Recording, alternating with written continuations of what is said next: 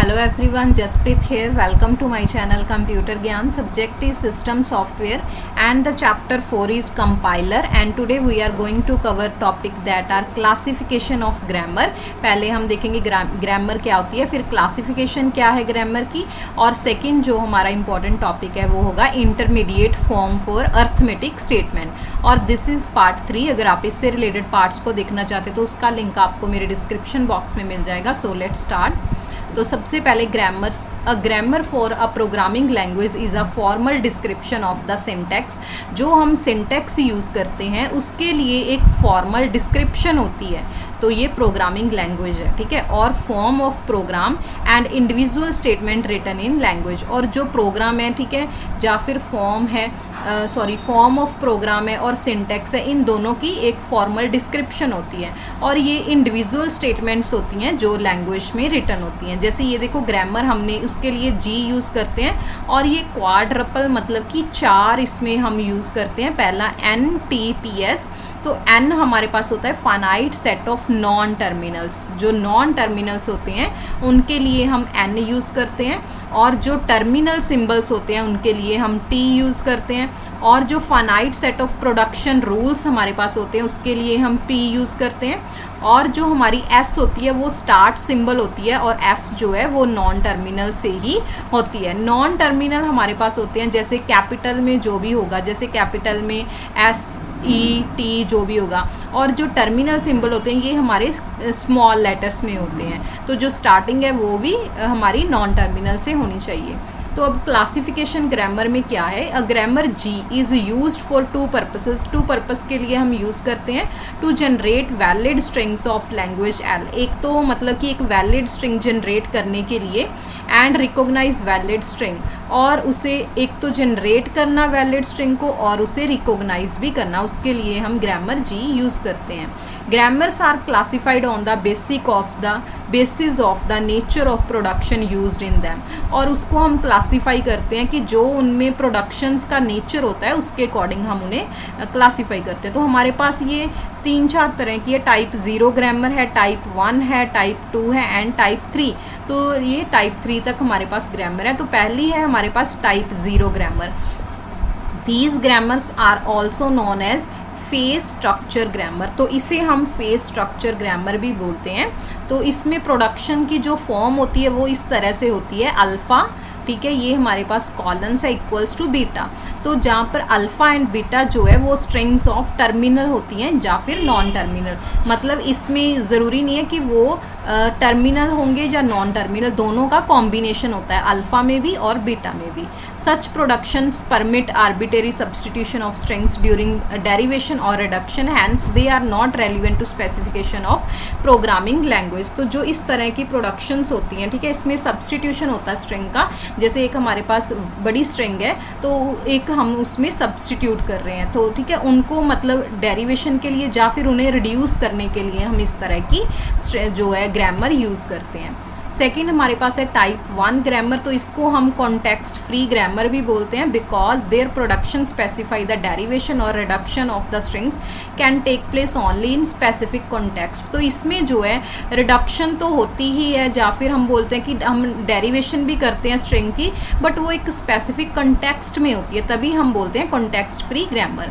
तो type 1 production जो है इसकी फॉर्म इस तरह से होती है. अल्फ़ा, यहाँ पर हमारा देखो अल्फ़ा क्या हो सकता है, अल्फ़ा कोई भी स्ट्रिंग हो सकती है, ठीक है, जो भी है. और जो बीटा है वो भी कोई स्ट्रिंग हो सकती है, बट उनके इन बिटवीन एक हमारा जो है कैपिटल होना ही चाहिए, ठीक है.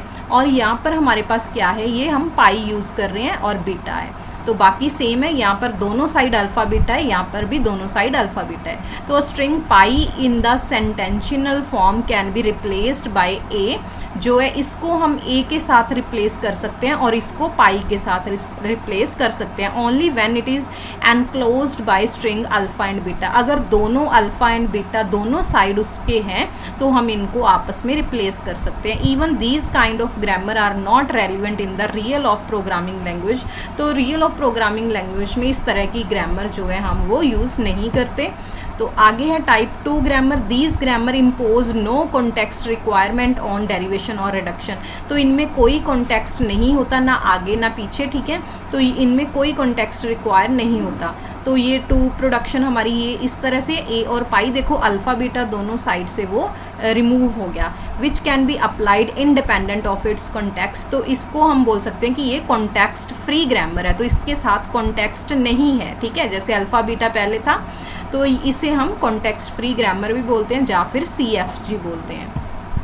तो अगली हमारी ग्रामर जो है वो है type 3 grammar, are characterized by productions of the form.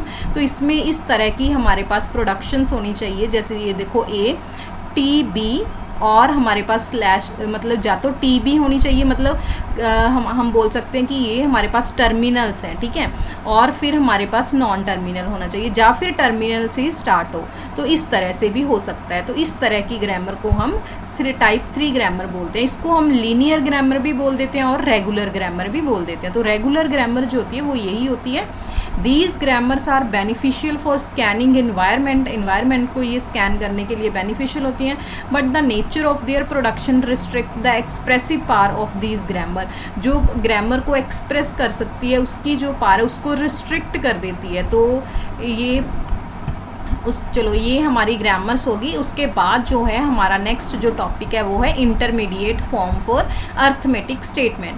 तो ये हमारे पास थी वेरियस इंटरमीडिएट जो हमारे पास है वो है postfix notation, parse tree और मैट्रिक्स और ट्रिपल। तो जो देखो इसमें सबसे पहले पोस्ट फिक्स नोटेशन क्या होती है, ये रिप्रेजेंट करती है जो भी हमारी source program statement linear form में होती है, ठीक है, उसको रिप्रेजेंट करती है। तो पोस्ट फिक्स नोटेशन क्या होती है, each operator appear immediately after it's last operand. तो जो लास्ट ऑपरेंड होता है, ऑपरेंड जैसे ए बी जो भी हम यूज़ कर रहे हैं उसके बाद जो है ऑपरेटर आ जाते हैं। तो binary operator appear after it's second operand. जैसे ये देखो हमारे पास शो हो रहा है A+B है, तो जैसे मैं आपको शो भी करके दिखाती हूँ। जैसे हमारे पास क्या है, ये मान लो A+B है, तो ये लिखा हुआ है, इस तरह की हमारे पास सोर्स प्रोग्राम में स्टेटमेंट है। तो इसको हमने पोस्ट फिक्स नोटेशन में अगर कन्वर्ट करना है तो जो ऑपरेंड्स होते हैं उनको हम इकट्ठा कर देते हैं, ठीक है, जैसे ये A एंड B इकट्ठा हो गया, और जो ऑपरेटर उसमें यूज़ करते हैं उसको उसके मतलब कि लास्ट पर लगा देते हैं। तो ये इसको बोलते हैं हम पोस्ट फिक्स नोटेशन बोलते हैं।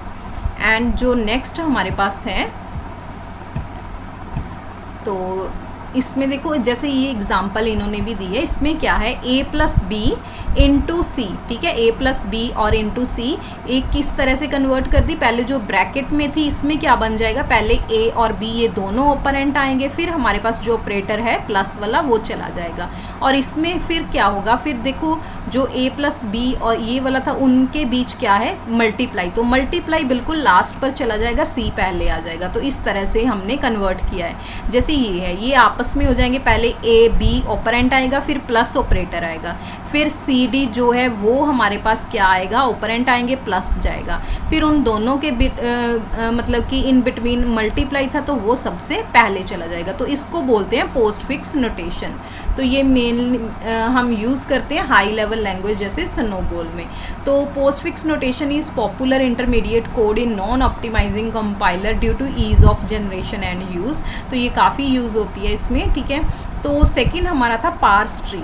तो पार्स ट्री क्या है, रिप्रेजेंट करता है जो भी सोर्स प्रोग्राम स्टेटमेंट है उसे एक हायरार्किकल फॉर्म में उसे रिप्रेजेंट करता है।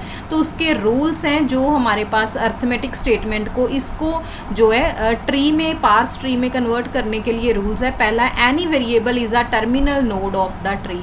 तो कोई भी जो भी वेरिएबल होगा वो टर्मिनल नोड मतलब कि ट्री की टर्मिनल नोड होगा। For every operator, her operator के लिए construct a binary tree whose left branch is a tree of for operand 1 and right branch is a tree for operand 2। तो operand 1 के लिए left tree होगी, left branch होगी, और जो operand 2 के लिए हमारे पास राइट ब्रांच के लिए ऑपरेंट 2 होगा। जैसे हम आपको शो करके दिखाते हैं, जैसे ये देखो हमारे पास एक एग्जांपल है ये वाली, जिसमें देखो क्या है हमारे पास cost equals to rate into, ये ब्रैकेट में हमारे पास स्टार्ट माइनस फिनिश, फिर plus 2 into rate into start minus finish minus 100 है। तो देखो सबसे पहले हमारे पास ये क्या था, इक्वल का सिंबल था। तो इक्वल का सिंबल यहाँ पर आएगा, उसके जो लेफ़्ट साइड पे है वो उसका लेफ़्ट बन जाएगा। तो ये हमारा क्या है, अभी बोल रहे थे कि जो उसका लेफ़्ट होगा ओपरेंट वो हमारा लेफ़्ट ब्रांच में लगेगा और जो है वो राइट में। तो अब हम ये तो हो गया। अब इक्वल के बाद ये प्लस किस तरह से आया, ठीक है। तो हम ये पीछे से स्टार्ट करेंगे। आप अगर पीछे से स्टार्ट करोगे तो आपके लिए इजी होगा। तो स्टार्ट, फिनिश और 100 इन तीनों के इन बिटवीन क्या है, माइनस है। तो हम इस तरह से कर सकते हैं। देखो रेट इनटू क्या है, ये देखो, तो ये माइनस है हमारे पास, पहले -100 हो गया और फिर माइनस स्टार्ट एंड फिनिश हो गया। तो यहाँ पर देखो रेट, तो रेट किन किन दोनों के साथ मल्टीप्लाई हो रहा है, रेट यहाँ पर मल्टीप्लाई हो रहा है इसके साथ, ठीक है। तो उसके बाद क्या हो रहा है, 2। तो यहाँ पर देखो प्लस हमारा क्या हो रहा है, 2 हो रहा है यहाँ पर। तो ये +2 हो गया। उसके बाद फिनिश, ये अलग से है ये वाला, ठीक है, ये अलग से है। ये देखो अब ये पहले आप ये चेक करो, ये एक मल्टीप्लाई है, ये मल्टीप्लाई ये वाला था, ठीक है। ये सारा आप एक बार इस तरह से इसके बाद चेक करो। तो ये देखो जो 2 है ये मल्टीप्लाई के 2 इस साइड आ गया, जो रेट है वो इस साइड आ गया और ये सारा जो है वो इस साइड इसके आ गया। तो ये वाला भी डिफरेंट है, आप इसमें कंफ्यूज मत होना। तो इस तरह से था ये, पहले स्टार्ट फिनिश इन दोनों में माइनस आ गया, फिर उसके बाद जो है 100 के साथ माइनस आ गया और वो कंबाइन होके कहाँ पर जा रहा है, मल्टीप्लाई के साथ जा रहा है। तो मल्टीप्लाई में कौन कौन से है, 2 और रेट जो है वो भी मल्टीप्लाई हो रहा है, 2 इंटू रेट और ये, ठीक है। उसके बाद हमारे पास क्या है, प्लस सिंबल आ गया। तो प्लस सिंबल के जो है राइट साइड पर ये सारी आ जाएगी हमारी। देखो प्लस सिंबल की ये राइट साइड पर ये सारा हमारा आ गया और लेफ्ट साइड पर क्या आएगा, स्टार्ट माइनस फिनिश। तो स्टार्ट फिनिश के अंदर हमारे पास ऑपरेटर माइनस है और उसके बाद जो है रेट इनटू हो रहा है, ठीक है। यहाँ तक हमारे पास ये आ गया। तो ये हमारा जो प्लस के लेफ़्ट साइड पर है वो सारा हमारा लेफ़्ट ब्रांच बन जाएगा और ये सारी राइट ब्रांच बन जाएगी। नेक्स्ट एक एग्जांपल, ओके, जो थर्ड हमारा था मैट्रिक्स और ट्रिपल। तो मैट्रिक्स और ट्रिपल क्या है, ये लीनियर रिप्रेजेंटेशन होती है पार्स ट्री की। जो अभी हमने पार्स ट्री क्रिएट किया है उसके बाद उसको लीनियर रिप्रेजेंट करना। तो इन मैट्रिक्स और triple operations of the program are listed sequentially in the order they would be executed. जिस तरह से वो एग्जीक्यूट होंगे उस तरह से उनको हम सिक्वेंशनली लिस्टेड करते हैं। ईच मैट्रिक्स एंट्री जो होती हैं, एक ऑपरेटर होता है, 2 ऑपरेंट, पहले ऑपरेटर फिर 2 ऑपरेंट होंगे। तो the operand are uniform symbol representing either variable. जो ऑपरेंट होंगे वो क्या क्या हो सकते हैं, या तो वेरिएबल होंगे या लिटरल्स होंगे, ठीक है। और अदर मैट्रिक्स एंट्री जैसे mi हो सकता है, i denotes the matrix entry number, तो वो हो सकता है। And the matrix representation of arithmetic statement जो अभी हमने की है उसी की हम अभी चेक करेंगे कि कैसे किस तरह से होता है। देखो ये इस तरह से होगा। सबसे पहले हमारे पास क्या था, माइनस है, ठीक है, स्टार्ट और फिनिश। तो ये हम किस तरह से नीचे से ऊपर जा रहे हैं, तो सबसे पहले स्टार्ट और फिनिश होगा। आप उसको जो ट्री है आप एक बार उसे ड्रॉ कर लेना, फिर उसके बाद उन्हें कंपैरिजन करते जाना। फिर मल्टीप्लाई है रेट और m1। तो ये जो था हमारा ये m1 में चला गया क्योंकि इसके लिए हमने यूज़ किया है m1। और उसके बाद जो है फिर हमारे पास मल्टीप्लाई हो गया 2 और जो रेट है 2 रेट के साथ मल्टीप्लाई हो रहा है, ठीक है। तो इस तरह से ये सारा हमारा मैट्रिक्स या फिर हम बोल सकते हैं कि ट्रिपल में जाता है। तो ये हमारे पास एग्जांपल है जिसमें हमें जो है इसे पोस्ट फिक्स एक्सप्रेशन में कन्वर्ट करना है, पास्ट ट्री में और मैट्रिक्स रिप्रेजेंटेशन में। तो हमने अभी जो किया था उसमें क्या था कि हम बैक साइड से स्टार्ट करते हैं। तो सबसे पहले क्या आ जाएगा, जो CD है इन दोनों को इकट्ठा लिख के जो माइनस है वो बाद में चला जाएगा, ठीक है।